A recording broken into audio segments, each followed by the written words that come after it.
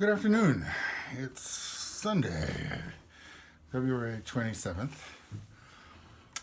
I'm going to talk about ethics in ceramics and in life and in politics. Years ago, there was a workshop with Daniel Rhodes, who was a very significant author of ceramics books. When I was a grad student and in the years before. There was a workshop that he was at. I don't think workshop is the correct word because he didn't demonstrate his technique, but he had a show and then he did a slide lecture associated with the show.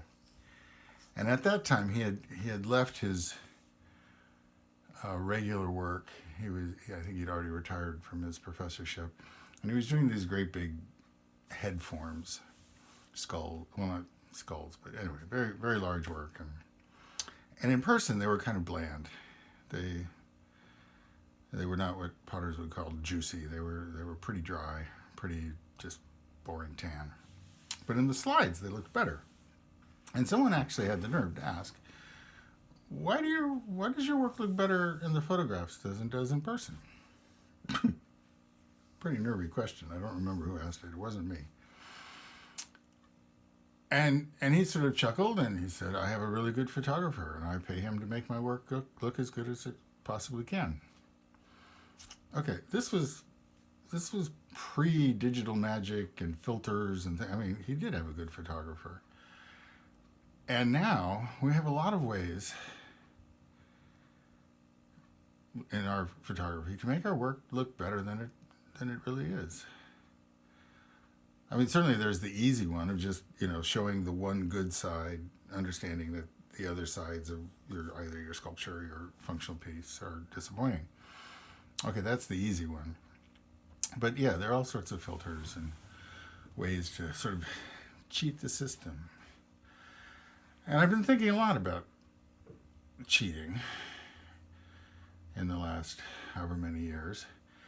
And I have a couple of things I sort of want to blame it on. And I don't know that we can change our culture much, but maybe we can alter how we think of it. Okay, so this is going to sound a little like boomer talk, but when I was a kid, I grew up in a neighborhood with a fair number of kids.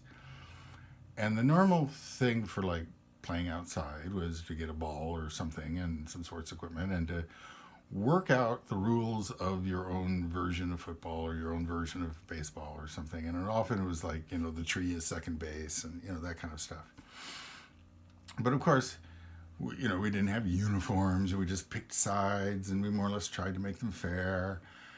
And we didn't have refs. We didn't have umpires. We had to be our own rule minders, so to speak, and we had to negotiate, are these rules being fair, are these teams being fair, what actually happened in that play.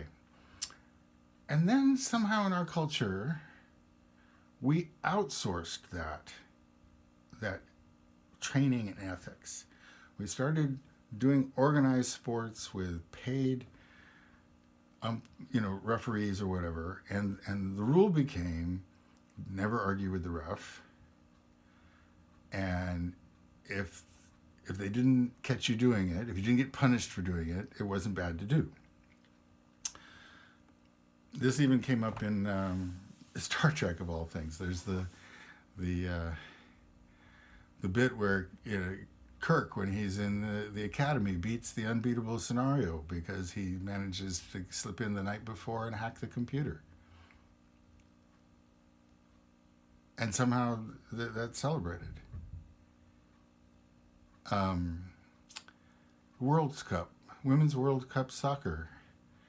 I think it was 2008. The U.S. goalie jumped off the line ahead of time on a penalty kick and made the save. And she admitted later that she had cheated. I don't think she set out to cheat. I think she just blew the timing. But the referee did not call her on it. And let the play stand. And nobody on the American side thought that was a problem.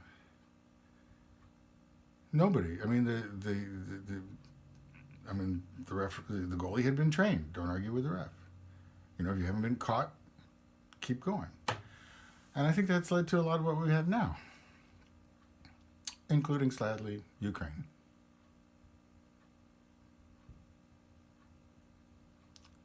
We've built ourselves a culture where, you know, people ignore stop signs, ignore speed limits. They will do whatever they want to do as long as they don't get caught, and if they get caught, the punishment is light enough. The internal sense of why to do it ethically has been outsourced to people who, you know, are fallible and they miss things. And our civilization is the worse for it. So yeah, there's nobody going to be checking you on the ethics of your pots or your photographs, although potentially, if you've, you know, cheated somehow on the photographs to get into a show or a fair, and you show up with work that doesn't match, you may get caught. There might be consequences.